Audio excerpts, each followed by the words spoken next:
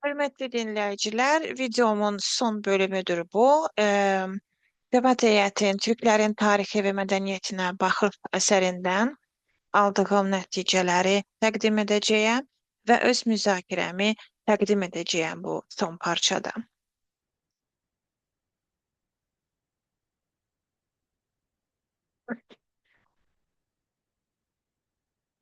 Əm, Beləliklə qeyd etmək lazımdır ki, Cavad heyətin Türklərin tarixi və mədəniyyətinə baxış əsərinin Türk xalqları arasında geniş yayılmasına böyük ehtiyac var. Tərcümə olunaraq dünyaya edilməsinə böyük ehtiyac var. Türk tarixçisi Xalıq Tərcanın da dediyi kimi mən düşünürəm, Türk tarixi əslində qeyri-dəqiq və natamam şəkildə təqdim olunur.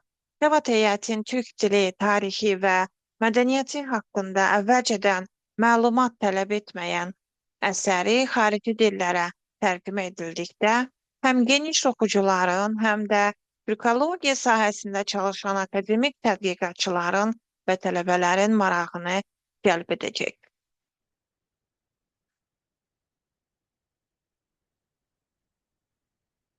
Privat heyət öz arqumentlərində Türklərin zaman və məkanda öz kimliklərini necə əks etdirdiyini araşdırır və Türk kimliyi ilə bağlı müzakirələrdə birlik və müxtəliflik suallarının nə qədər tez-tez ortaya çıxdığını ortaya qoyur. Bu suallar Türk xalqının nə qədər ortaq cəhətləri olduğunu və digər mədəniyyətlərdən nə qədər fərqli olduqlarını hiss etdirir. Hətta türklər belə aşıq sərhədlər və sərbəst ünsiyyət sayəsində təəccüblü yeni yollar icad edirlər. Türklər hətta yəni yeni yollar icad edirlər bu fərqləri ilə. Yaxın qohum dil ailəsini paylaşan insanların o qədər fərqli aspektlərə sahib olması məntiqsiz görünə bilər. Onlar həmişə ortaq kimlik barədə razılığa gələ bilmirlər. Lakin Türklər haqqında demək olar ki, hər ümumiləşdirmədə istisnalara rast gəlmək olur. Bu paradoks əsasən Avrasiya boyunca miqrasiyanın və digər xalqlar və mədəniyyətlərlə davamlı, qarşılıqlı əlaqələrin Türk tarixində oynadığı roldan irəli gəlir.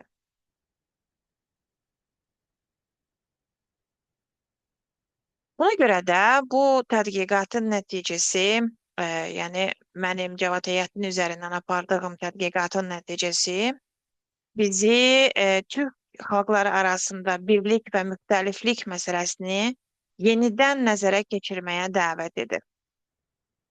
Tarixi xarakter daşısa da, bu düşüncə bəziləri sivilizasiyaların toqqutması kimi qəbul etdiyi yeni bir dövrün astanasından qaynaqlanır.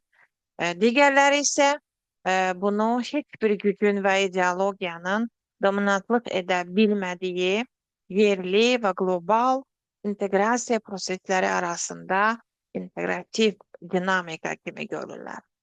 Zaman keçdikcə Türk dillərinin müxtəlifliyi daralmış, müəyyən başlıqlar altında isə daha böyük müxtəliflik müşahidə edilmişdir. Türk mənşəli müzakirələrdə diqqət çəkən fərqləndirmə meyilləri arasında ən az dəyişikliyə uğrayan ümumiyyətlə fiziki tip müxtəlifliyidir. Türklərin fiziki tipi, görünüşü. Türk xalqları əvvəldən hər iki əlaqəli kateqoriyanı, yəni Avropa və Şərqi Asiyanı genetik strukturlarında qarışdırmışlar. Məkan və zaman müxtəlifliyi genişdir, lakin ümumi mənzərə əvvəlcə təmasda olan iki kateqoriyanın qarşıdurulmasından və yenidən qarışdırılmasından o yana getmir. Lakin Cavad heyətin əsərində bir çox türk millətçi yazılarında müşahidə olunan bilgi təmizləmə heç belə bir üzrə heç yeri yoxdur. Golden də bu məsələ ilə bağlı fikir bildirir, deyir ki, Türk cəmiyyətləri əvvəldən çox millətli və çox siyasi idilər. Yəni Cavad heyət hər zaman obyektiv. Dinə gəldikdə, e, inanca gəldikdə, İslamdan əvvəlki dini təcrübələrin dəyişkənliyi, kiçik, periferik qruplar istisna olmaqla, hər kəsi əhatə edən, getdikcə daha vahid bir İslamlaşmaya səbəb oldu. Bu mənada İslam dildən sonra Türk kimliyinin ən müəyyən edici elementinə çevrildi. Hesab edirəm ki, Cavab heyətin qeyd etdiyi kimi 16-cı əsrin Türk xalqlarının inkişaf tarixində yeni bir dövrün başlanğıcının qeyd etməsi bu amillə əlaqələndirilir. Yəni Cavad heyətin arqumentasiyası kifayət qədər ikna edicidir. İslamlaşmadan əvvəl yerli Orta Asiya inancları onların dini inanclarının əsasını təşkil etsə də, Türklər müəyyən bir nöqtədə öz mühitlərində bilinən bütün digər dinləri qəbul edirdilər. Müqayisə üçün İslam böyük bir birləşdirici kimi görünür. Bundan əlavə, deməli, tarixçi Findlinin terminologiyasından istifadə etsək, deyərik ki, o Türkləri İslam xalqının, yəni üzvü etdi və onlara İbrahim müqəddəs mətn ənənəsinə əsaslanan universal hüquqi və etik standartlar təqdim etdi. Findli internasional sözündən yəni termindən istifadə edir. Yəni İslam vasitəsilə Türklər bu böyük internasionalın bir parçası oldular. Təbii ki, Türklərin İslamla bağlı təcrübəsi istənilən əsas dini ənənənin tərəfdarlarına təklif olunan geniş spektrə əhatə edirdi. Sünni İslamın hələ tam inkişaf etmədiyi bir dövrdə ilk müsəlman Türklər yeni dinlərinin əsasən köhnə inancları kontekstində başa düşürdülər. Geriyə baxdıqda geniş yayılmış Türk qarışığı kimi görünən Sünni İslam və Hənəfi düşüncə məktəbinin inkişafı yalnız tədricən baş verdi. Buna görə də Cavad heyətin Türk xalqlarının inkişaf tarixində tapdığı fundamental inkişaf vaxt apardı, zaman aldı və 16-cı əsrə təsadüf edir bu inkişaf. O vaxtdan bəri, yəni 16-cı əsrdən üzü bəri İslam dirçəlişi ilə əlaqəli daha sərt impulslar xeyli yer tutmuşdur. Buna baxmayaraq İslam daxilində dini müxtəliflik güclü olaraq qalır və əhəmiyyətli olaraq qalır. Məsələn, bugün Türkiyədə Sünnilər və Ələvilər arasında və ya Balkanlardan cana qədər uzanan bir bölgədə Nəqşibəndi təriqətinin müxtəlif qrupları və ənənələri arasında mövcuddur bu fərqlər. Bunu Gladney, Druda gözəl göstərir öz deməli araşdırmalarında. Lakin mən bir məqamda Əli Bulaşla razıyam ki, onun dediyi kimi bugün dindar Türklər dini həyat əksər hallarda müasirliyə qarşı çıxış yolu deyil, onunla qarşılıqlı təsirinin bir hissəsidir. Dövrünün ən böyük Türk mütəfəkkirlərindən biri olan Yusuf Akçura, o da qeyd etmişdir ki, Türklərin Avrasiyaya deməli, köç etdikdən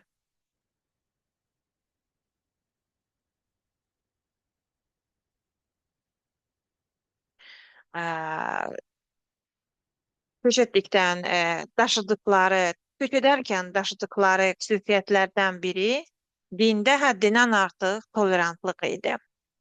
Bu müşahidəni dəstəkləyən çoxlu sayda dəlil var və bu dini müxtəlifliyə münasibətin deməli Türklərin dini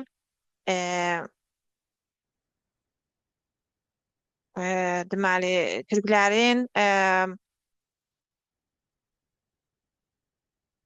Bakın,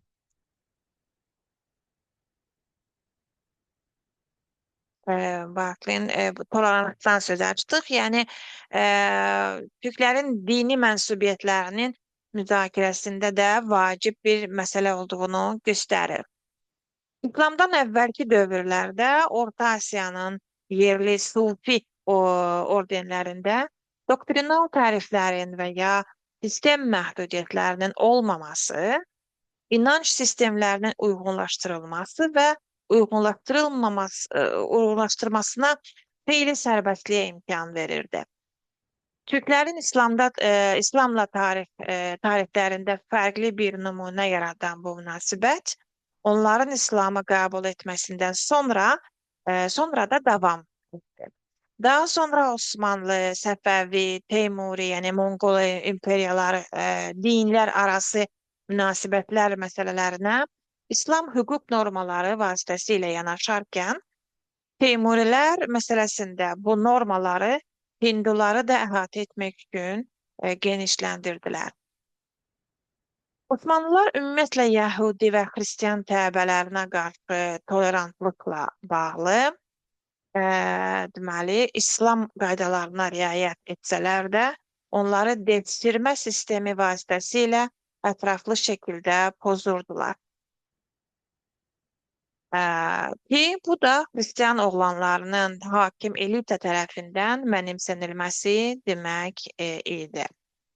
Devşirmə sistemi. Bütün bu imperiyalar həmçinin müəyyən mənada İslam qanunlarının sərhədlərini artdı və bu da İslamdan əvvəlki dini eklektikanın bir hissəsinin davam etdiyini göstərirdi.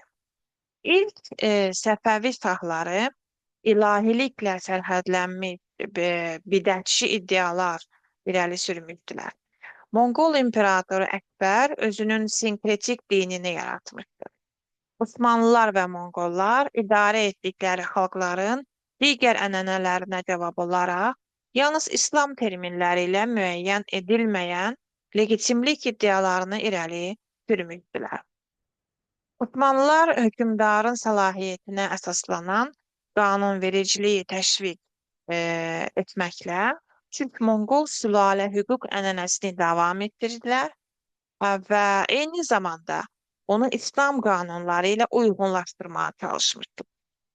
Bu kimi məqamlar Türk ənənəsinin siyasi ölçüləri üçün əhəmiyyətli nəticələrə malikdir. Zamanla Türklərin tam döyüşçü potensialına baxmayaraq, mədəniyyətlərə və inanc sistemlərinə açıq olmaları, yəni qlobal müasirliyə uyğunlaşmasında göründüyü kimi sözdə sivilizasiya əlçataqlarının aradan qaldırılmasına kömək etmişdir. Selçukluların Monqollara qədər şəhərləşmə və oturaq həyatı artdı. Bu belə olmasa belə, Monqolların əvvəlcədən mövcud olan qəbilə strukturlarına təsiri və Türkləri Anadoluya gətirən uzun müddətli miqrasiyalar kimi köhnə birliyin pozulması gələcək üçün dərin nəticələrə səbəb oldu, səbəb olan qəbiləsizləşmə proseslərinə, yəni başladı. Bir tərəfdən Osmanlı tarixinin ən erkən dövrlərində olduğu kimi yeni qəbilə həmrəylik yaratmaq üçün çox saylı cəhdlər edildi. Digər tərəfdən bəzi Türk icmaları üçün, amma hamısı üçün deyil, uzun müddətli tendensiya qəbilə kimliyinin itirildiğini və müasir millət quruculuğu səylərinin əsaslana biləcəyi Türklər və ya Tatarlar kimi ümumi kimliklərin hələ də erkən dövründə olduğunu göstərirdi. Türk fərd anlayışına gəldikdə, deməli,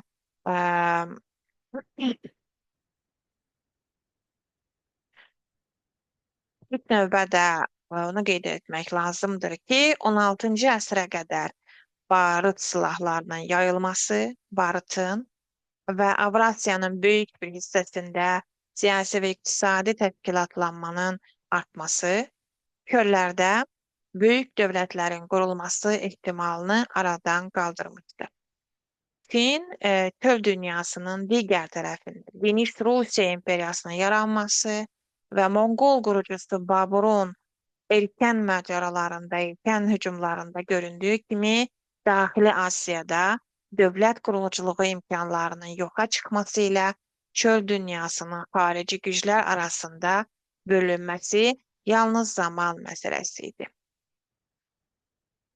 Əgər Baburun təsəvvür etdiyi kimi Asiyadakı böyük oyun dominantlıq, yəni hakimiyyəti ələ keçirməklə bağlı olsaydı, yeni usta oyuncular, mahir oyuncular, Çinlilər, Ruslar olacaqdı. Uduzan isə çöl xalqları olacaq. Əm,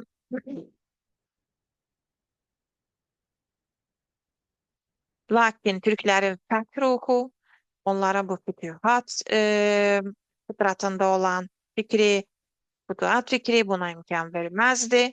Türk xalqları Yaxın Şərqin İslam mərkəzlərinə yayıldı, Hindistana yayıldı və oradakı yeni ekoloji və mədəni mühitlərə uyğunlaşdı.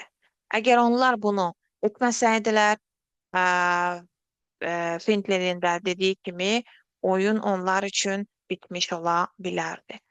Müəyyən mənada Orta Asiyada itirilən şeylər kənd təsərrüfatı sivilizasiyasının mühüm tarixi mərkəzində geri deməli qaytarıldı və çünki Türk sülalələri İslam hakimiyyətinin sərhədlərini genişləndirdi və Osmanlı, Səfəvi və Monqol ərazilərinin geniş torpaqlarında yerli imperiyaların qurulmasının son böyük dövrünü başladı. Osmanlılar bunu etməklə yanaşı, həm də Türk İslam dövlət quruculuğu ənənəsini günümüzə qədər çatdırdılar və bugün Türk dünyasının flaqmanı olan ölkənin təməlini qoydular. Bu nəticələr idi. Biraz da müzakirə məndən idi. Müasir idarə etməyə baxsaq, deməli, texnokratik təbəqənin yüksəlişi ilə Türkiyə kənd təsərrüfatı ölkəsi statusunu aşaraq əhamiyətli sənaye istehsalçısı statusuna çevrilmişdir, bilirik ki, ixracatçısına çevrilmişdir. Türkiyənin coğrafi mövqeyi və müasirliyə uyğunlaşması onun Avropa inteqrasiyasını təkcə 2 əsrdir bu məsələni müzakirə edən Türk ziyalılar arasında deyil, həm də Avropa Birliyinin öz daxilində fəal şəkildə müzakirə olan bir mövzuya çevrilib. Bizim deməli, məsələn, mənim gördüyümə görə insan tipləri baxımından Türk müxtəlifliyi çox dəyişməsə də, dini baxımdan daralmış, köçəri həyatdan kənd təsərrüfatına və şəhər həyatına keçidlə ekoloji cəhətdən dəyişmişdir. Siyasi mədəniyyət, xüsusən də zamanla siyasi inteqrasiya formalarının təkamülü ilə ən müxtəlif sahədir. Bunu Cavad Heyət də gözəl nümayiş etdirir. Minilliklər ərzində digər cəmiyyətlərdən qaynaqlanan Hunlar kimi Fərəc imperiyalarından Fərəc axınlarına ticarətdən qaynaqlar əlavə edən Türk, Uyğur, Xəzər imperiyaları kimi ticarət Fərəc imperiyalarına və həm köçəri, həm də kənd təsərrüfatı xalqlarını idarə edən Səlcuqlar və ya Monqollar kimi ikili hakimiyyət imperiyalarına doğru irəliləmək olmuş.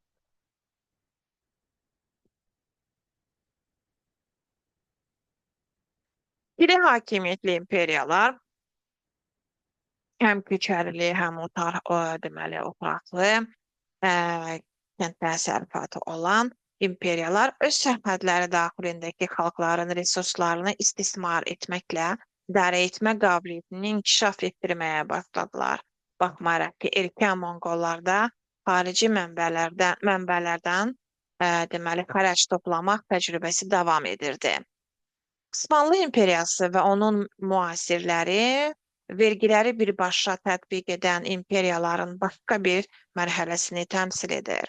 Bu imperiyalarda bütün gəlirlər daxildən əldə edilirdi və xaricdən xərac axını yox idi. Bu mərhələdə Türk dövlət quruculuğu ənənəsi Yaxın Şərq və Hindistanın qədim kənd təsərrüfatı sivilizasiyaları ilə təmas yolu ilə transformasiyaya uğradı. Şübhəsiz ki, Bizans və daha əvvəlki dövrlərdə həmin torpaqlarda yaşayan xalqların genetik və mədəni irsi, eləcə də Aralıq dənizi kənd təsərrüfatı dünyasında məskunlaşma, müasir Türk xalqının formalaşmasında həlledici rol oynamışdır. Son dövrlərdə siyasi inteqrasiyanın ideal forması milli dövlətlər olmuşdur. Türk xalqların müasir dünyaya inteqrasiyası üçün şərait Türkiyənin müstəqilliyi ilə başladı. Türk müstəqilliyi ilə keçmiş Sovet İttifaqındakı Türk ölkələrinin müstəqilliyi arasındakı 70 il fərq, eləcə də Güney Azərbaycanın İran, Dərbənd bölgesinin Rusiya və Qərbi Azərbaycanın hələ də Ermənistan rejimi altında olması səbəbindən bu idealın hər yerdə reallaşmasını çətinləşdirmişdir. Mənə görə. Və siyasi formaların təkamülü çox böyük bir öyrənmə prosesini əhatə etmişdir. Uzun müddətli tendensiya dövlət quruculuğunun makro siyasətini mərkəzləşdirmənin mikro siyasətindən daha çox mükafatlandırılmışdır. Daha çox deməli qazancı əldə etmişdir. Lakin bunların bəzi elementləri əsasən davam etmiş və ya yenidən ortaya çıxmışdır. Pinklinin sözləri ilə desək, dəyişikliklər o qədər böyük olmuşdur ki, on erkən Türk dövlətləri haqqında qeydə alınan bəzi ünsürlər indi yalnız qədimlik deyil, hətta qədimlik xarici kimi görünür, qədimlikdən ötəsi kimi görünür. Biz bu fikirlə razıyıq, çünki əgər erkən xanın tacı qoyma mərasimləri onu az qala boğmaq, sonra ondan neçə il hökmranlıq edəcəyini soruşmaq və sonra bəzi məlumatlara görə bu müddəti aşarsa öldürmək kimi tamam detallarını əhatə edirsə, onda siyasi mədəniyyətin deməli, siyasi mədəniyyətin ünsürlərinin tanınmaz dərəcədə değişdiyi bir sahə olduğu şübhəsizdir. Monqol qohumlarının adət-ənənələrinin narazılığını ifadə edən Monqol imperiyasının banisi Babur köklərini axtarmaqdansa, yəni yeni üfüqlər, yəni yeni imkanlar kəşf etməklə maraqlanan sonuncu Türk hökmdarı deyildi.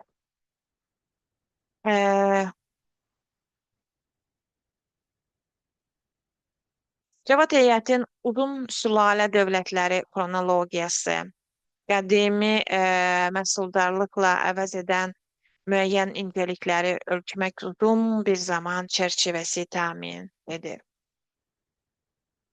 Məncə, xarizmatik bir hakim xətt və onun kollektiv idarə etmə hüququ ideyası 1922-ci ildə Osmanlı İmperiyasının süqutuna qədər davam etdi.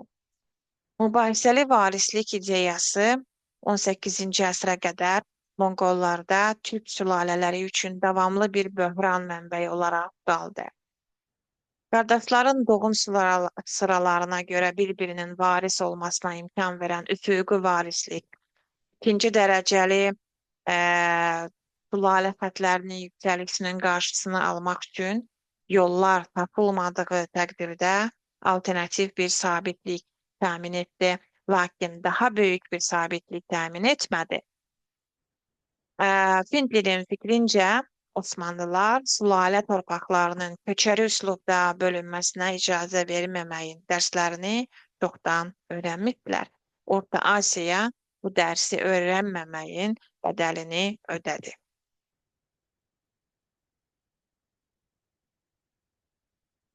Müqayisə edilən bütün dövrlər üçün elitaların isə götürülməsi davamlı bir problem idi.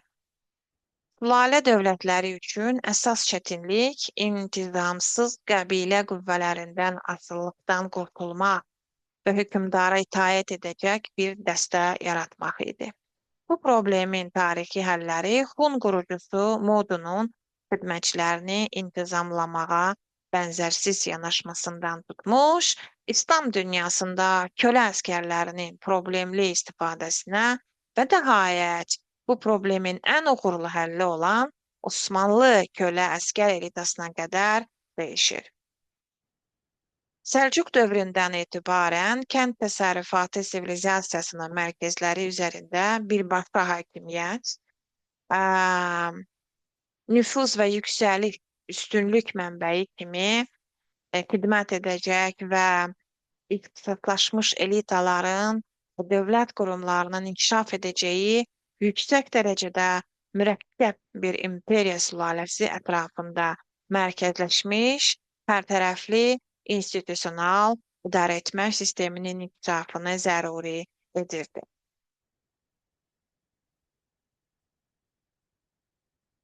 İslam Türk dövlət quruculuğu ənənəsini müasir dövrə daşıyan Osmanlılar çoxmillətli imperiyanı xilas etmək məqsədinin qeyri-mümkün olmasına baxmayaraq, hökumət qurumlarını bir çox cəhətdən uğurla modelləşdirdilər, müasirləşdirdilər. Osmanlı dövrünün sonlarında müdafiə modernləşməsinin bəhrələri Türkiyə Cumhuriyyətində də göründü. Əsrlər boyu belə sürətli irəliləyib, həmin əsrlər ərzində Türk hökmdarları arasında siyasi elmin zəngin inkişafının göstəricisi ola bilər. Bu, həmçinin ilahiyyatçilərinin, teologiyanın da nəzərdə tutur. Yəni, müşahidə olunan nəticənin bir şəkildə əvvəlki hər şeyin məqsədi olması.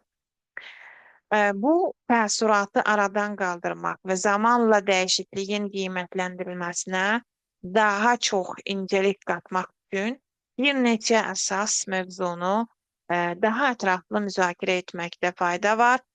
Bu da dövlətin müqəddəs təbiəti, militarizm, hərbiçilik və müasir elitaların və vətəndaşların formalaşması.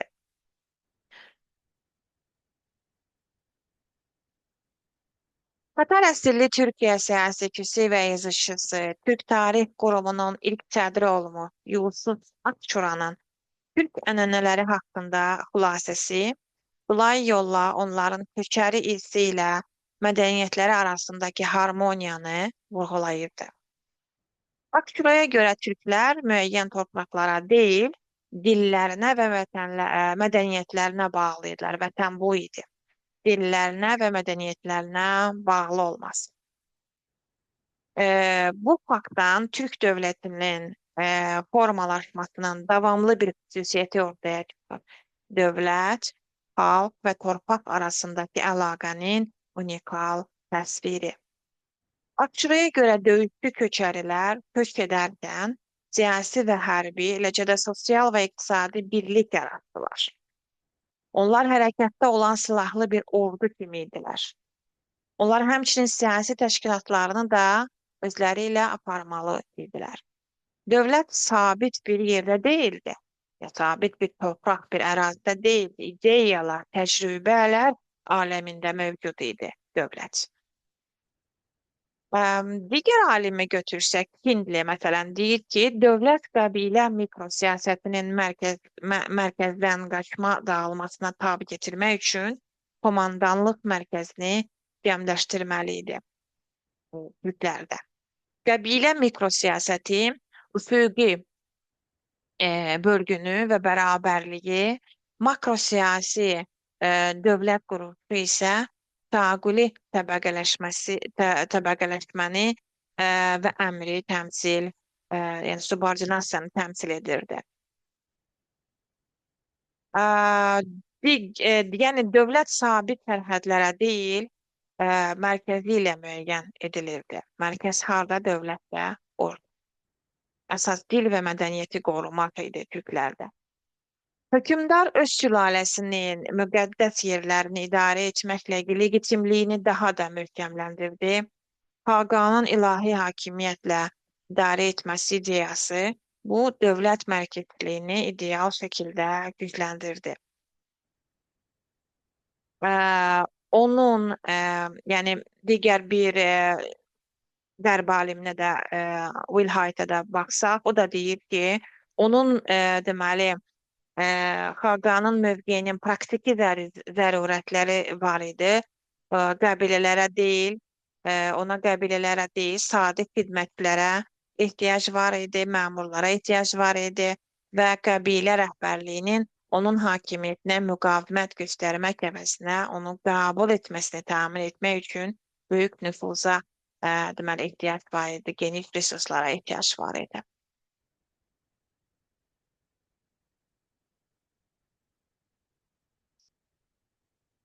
Bu nümunələr Türklər tarixlərində böyük dönüş nöqtələrindən keçdikcə davam etdi və dəyişdi.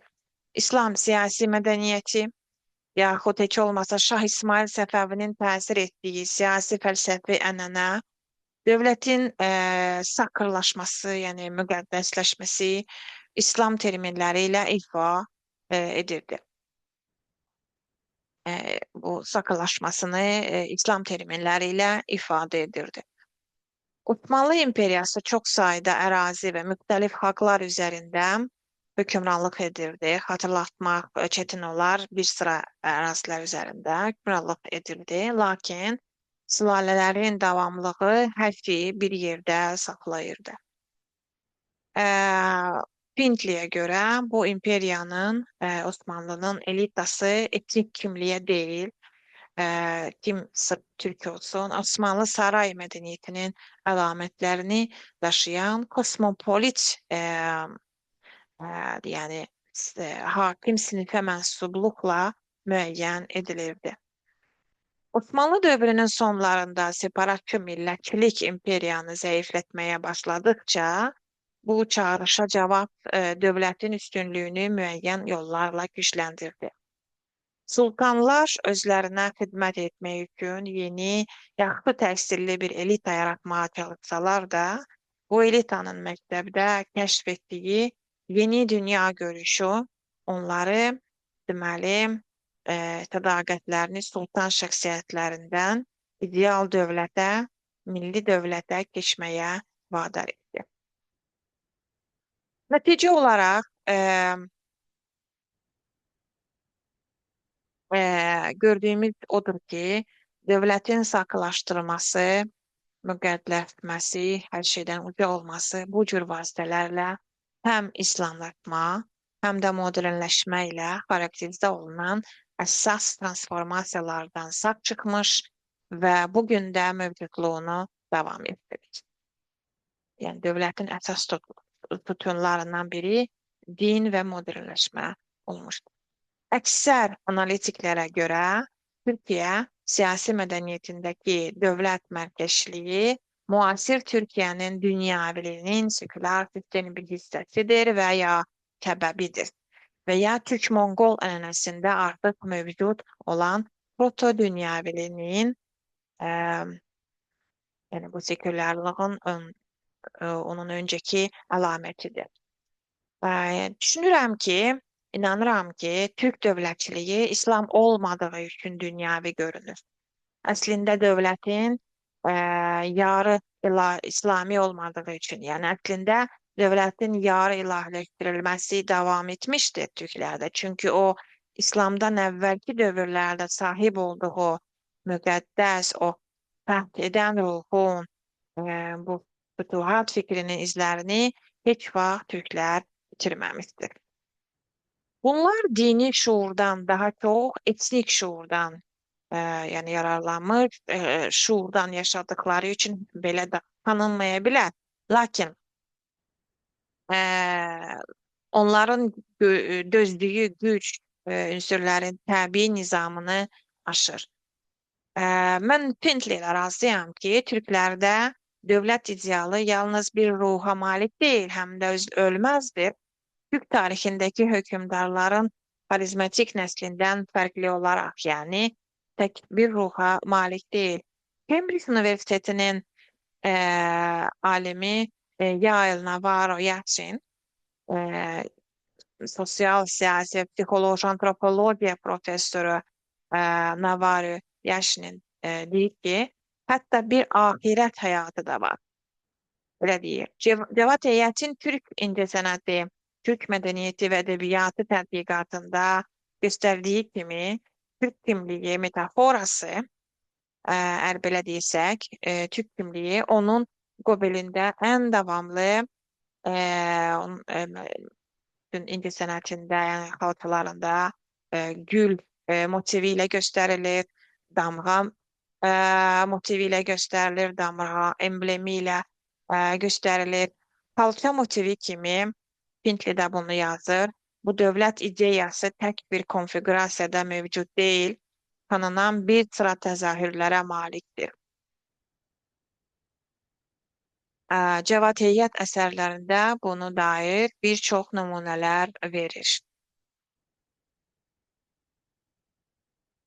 Bəli.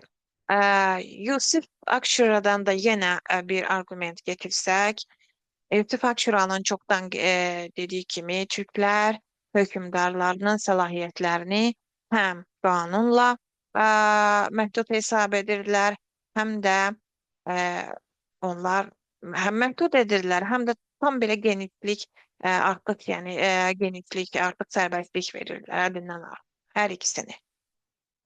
Artıq sultanlar olmadığı üçün elit qayyumlar tərəfindən qorunan dövlət idealı ilə tiraniyaya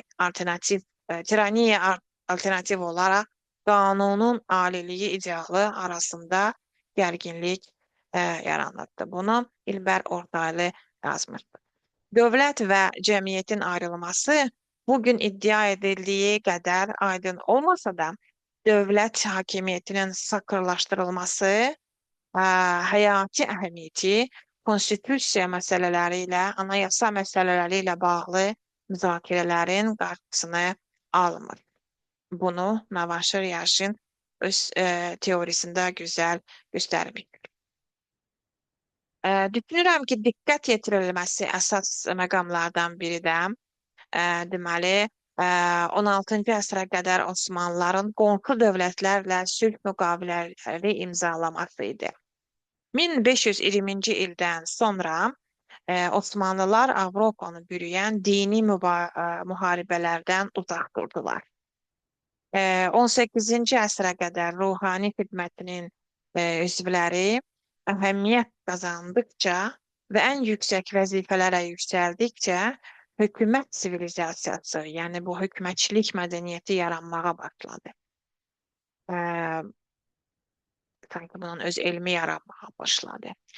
19-cu əsrdə bu ruhani xidmət daha müasir bir dövlət qurulduğuna çevrildikcə, onun vəzifələri yerli idarə etməni də əhatə etmək üçün genişləndirilirdi. Osmanlı dövründə isə deməli, Osmanlı dövründə əyalət xidmətindəki süvari zabitləri ən yaxın deməli, bunun ekvivalenti idi. 18-ci əsrin sonlarından baş verən Rusiya-Osmanlı müharibələri Rusiya dövləti ilə Osmanlı imperiyası arasındakı müharibələr səbəbindən Osmanlı imperiyası xarici yardım olmadan öz maraqlarını hərbi yolla müdafiə etmək qabiliyyətinə əmin ola bilmirdi. Və mövcud olan qurumlardan biri yeni çarələr hərbi effektivliyə mane olmuşdur. Osmanlı ordusunu və onun zabit korpusunu modernləşdirmək üçün davamlı səylərə baxmayaraq, effektiv müdafiə həm də diplomatiya tələb edirdi. Diplomatiya tələb edirdi, müasir dövlətçilik. Bu da mülki hakimiyyətlərin tənzimat islahatı dövrünə e, deməli, təkan verdi. Tənzimat İslahat dövrü 1839-da başladı, 1871-də bitdi. Yəni bu dövrün dominant fiqurlarına çevrilməsinə böyük rol, çevrilməsində böyük rol oynadı. İkinci Əbdülhamid daha sonra hakimiyyəti bərpa etdi, Tənzimatdan sonra və ordunu modernləşdirməyə davam etdi. Eyni zamanda ordunun onun hakimiyyətinə təhlükə yaratmamasını təmin etməyə də diqqət yetirdi.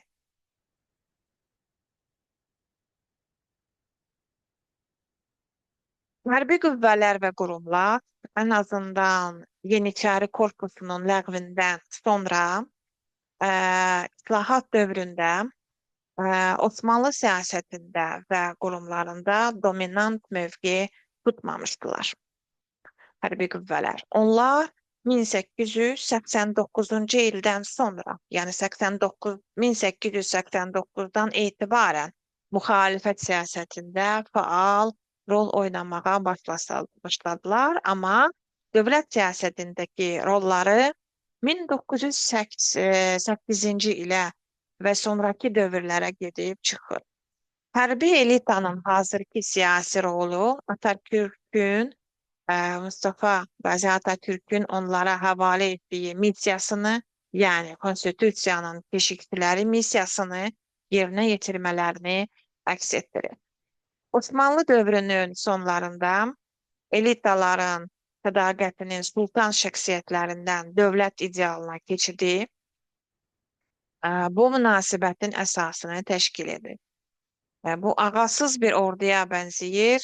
Bu Modun, Çingizxan, Teymur, Kanuni Süleyman və ya Türkiyə Cumhuriyyətində ordunun mülki nəzarətini nümunə göstərən Atatürk dövründə belə deyildi.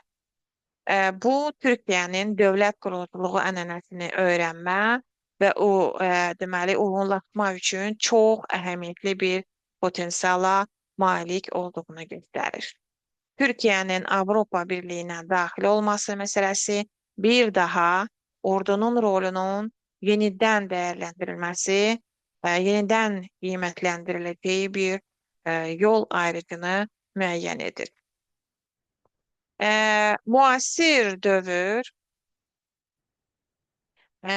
deməli yaxınlaşdıqca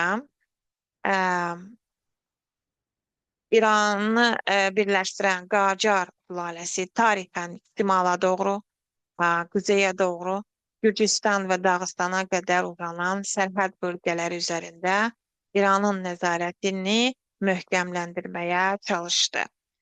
Amma Ruslar buna baxmayaraq qalib gəldilər. Rusiya ilə İran arasında imzalanan Gülüstan və Türkmənçay müqavilələri yaxşı bildiyimiz kimi Rusiyanın fətihlərini təsdiqlədi. İranın indiki quzey-qərb sərhədini müəyyən etdi. Azərbaycan türklərinin yaşadığı torpaqları ikiyə yerə böldü. Azərbaycan parçalandı. Azərbaycan türkçəsində danışanların əksəriyyəti deməli Güney Azərbaycanda İran ərazisində qaldı. Digər tərəfdən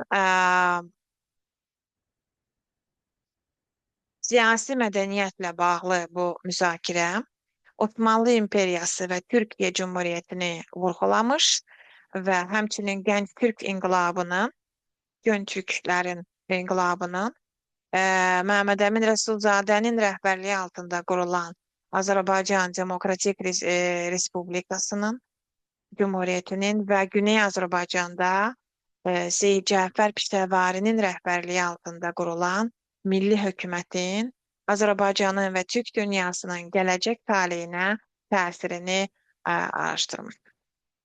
Türklərin imperiya qurmaq uğrunda apardıqları tarixi mübarizə ilə bağlı ümumiləşdirmələr bir tərəfdən, Türkiyədə dövlətin inkişafı ilə digər tərəfdən isə əsrlər əvvəl Orta Asiya türklərinin dövlət qurulduğunda təşəbbüskarlığını itirməsinin nəticələri ilə ölçülməlidir. Osmanlı İmperiyasından Türkiyə Cumhuriyyətinə keçid, yeni siyasi sistemin yarattığı ve əsasən digər Türk ölkələrində dövlətliyin tənəzzülü ilə üst-üstə düşən bir dövr, Rusiyanın sosializm adı altında, komünizm adı altında həyata keçirdiyi milliləşdirmə siyasətindən qaynaqlanırdı. Postsovet Türk Cumhuriyetləri üçün Türk dünyasında siyasi mədəniyyətin daha geniş məsələlərinə işıq salan ən azı bir vacib e, deməli şərh edici sual var. Sovet hakimiyyəti dövründə Stalinin təmizləmələri və kollektivləşdirmələri nəticəsində ağır zərbə almış köhnə cəmiyyət kimi qohumluqla bağlı Türklüklə bağlı köhnə mikrosiyasəti xatırladan nümunələr Sovet milliyyət siyasətinin içində yenidən ortaya çıxır. Son olaraq demək istəyirəm ki,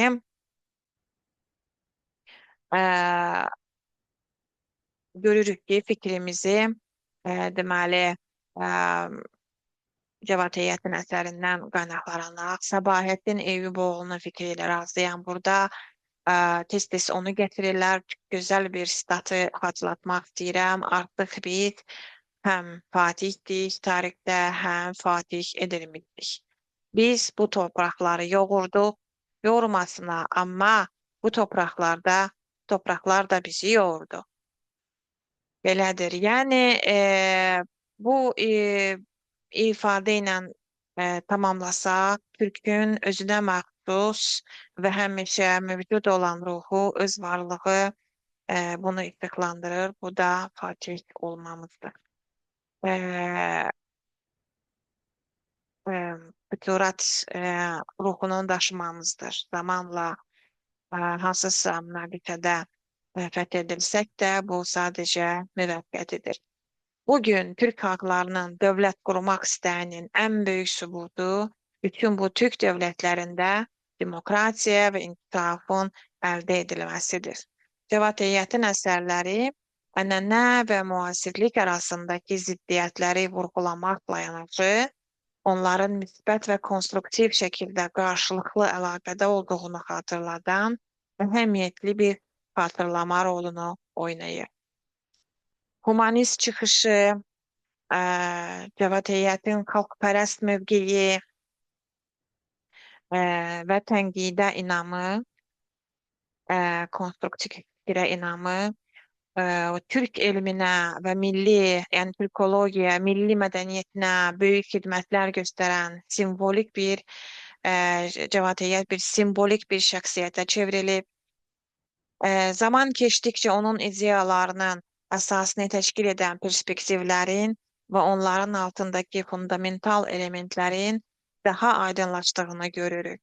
Cavad Heyət maarifçilik yolunu seçdi və bu yolda o, geçmişi, gələcəyi və bugünü formalaşdıran hərəkət verici qüvvə oldu, ideolog oldu. Dinlədiyiniz üçün təşəkkür edirəm.